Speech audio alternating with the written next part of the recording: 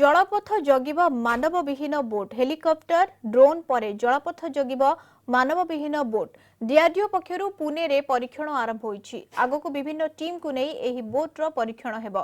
Remote द्वारा परिचालित होई परिबो बोट। एहा सहित बोट रो अत्याधुनिक अस्त्रशस्त्र प्रयोग करा जाई परिबो। खूब शीघ्र प्रतिरक्षा मेला रे एही बोट रो प्रदर्शन हेबो।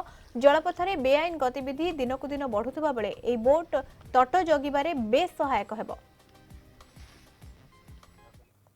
Currently, the endurance of these vehicles on board is roughly four hours. It varies with the variants. The endurance part is around 4 hours. It will keep patrolling or keep doing the surveillance.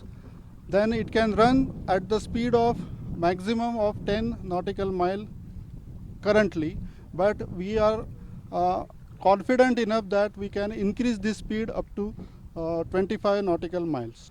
The onboard engines are there for rigid hull inflatable boat as well as for this weapon mounted boat. The onboard engines are there.